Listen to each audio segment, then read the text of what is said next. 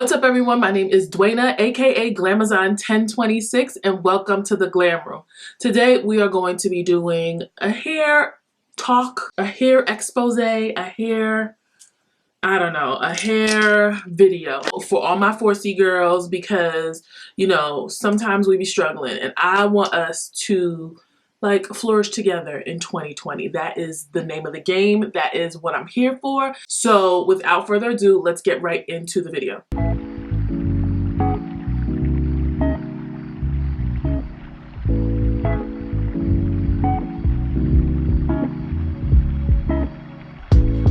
Like I said in the intro, we're going to talk about the top reasons why your twist out is not looking good, why your twist out sucks. So the first reason why your twist out sucks is because it's not a braid out. So what I've noticed over the years is that when I twist my hair, it shrinks back up while it is drying, and braiding it does that as well, but since you're kind of stretching the hair as you're going down, the braids will give you length and it will give you definition, and I appreciate that. I know that right now as a natural hair community we're in this space where we embrace our shrinkage because hair that shrinks is healthy hair, but sometimes you want a little bit of hang time, you know, and that's okay too. What I also like with a braid out is when you're finished and when you take it out, it is virtually imperceptible to a twist out, but you get more definition. I love that. Like my roots would always be puffy when I did a twist out, but with a braid out, since I'm braiding it tight, they just lay flat and I can get like a nice little mushroom style. I can do, you know, the things that I wanted to do as a natural that I had a really hard time struggling to do. I can do it because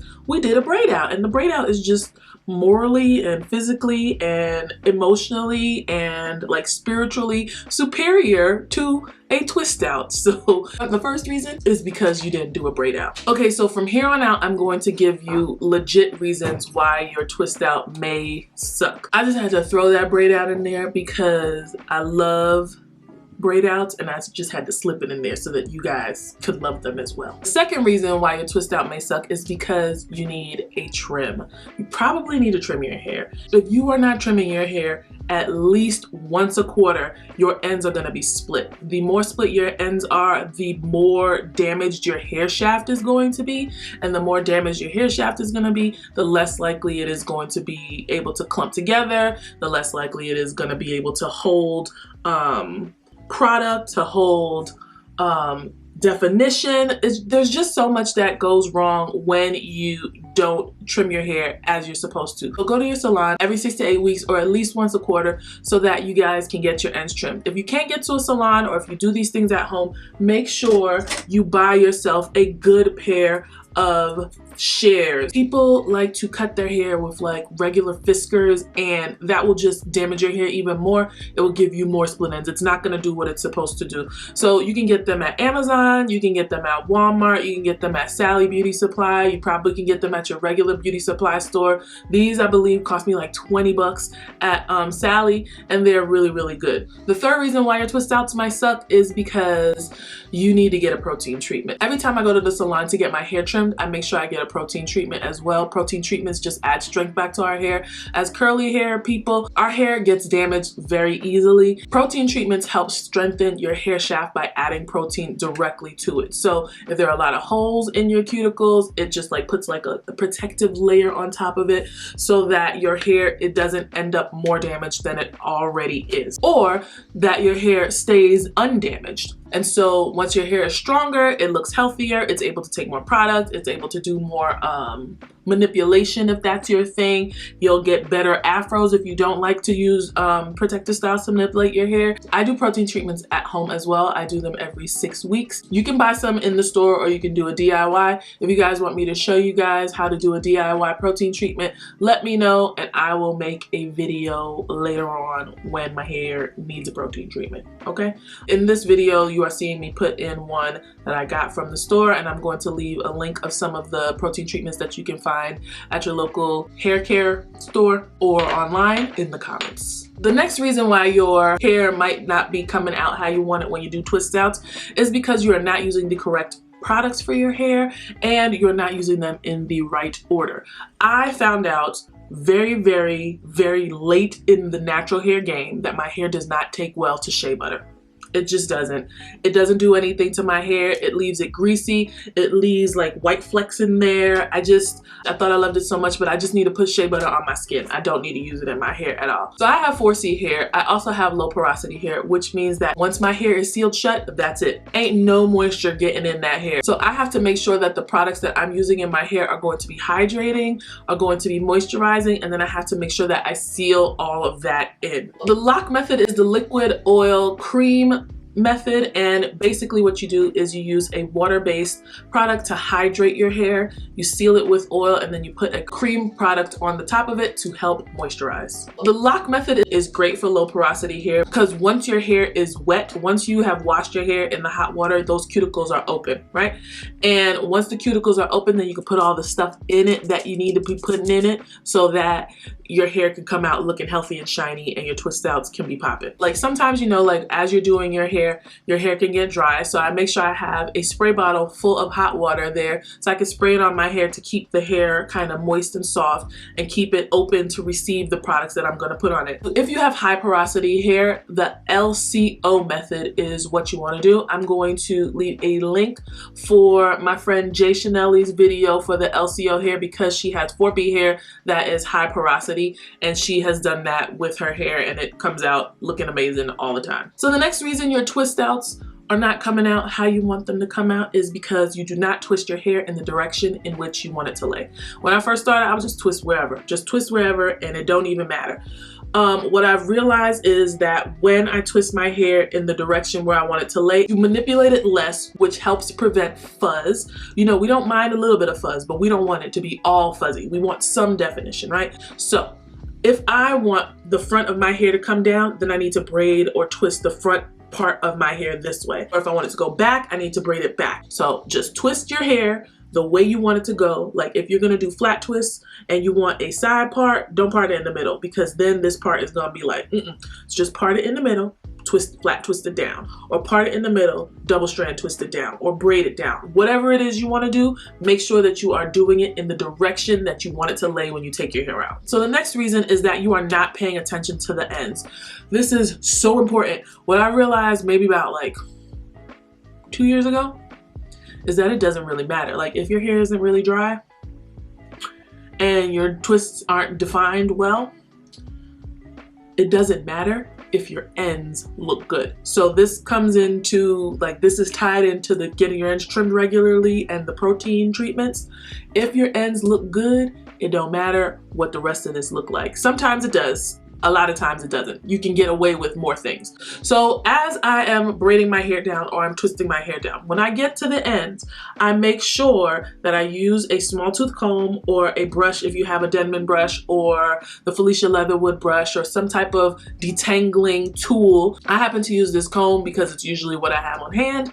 I take it and I comb out the ends of my hair. Then I take a little bit more of my twisting cream and I put it on the ends of my hair and I coil my ends around my finger and leave it so that when my hair dries, the bottom of my hair is drying in a coil and you get these nice little, you know, coily ends that aren't frizzy. That is important. Do not forget the ends of your hair and make sure they are extra moisturized because the more moisturized they are, the better your twist out will look. The next reason is that you are fluffing too much. So here we're going to insert a video of me taking out my braid out.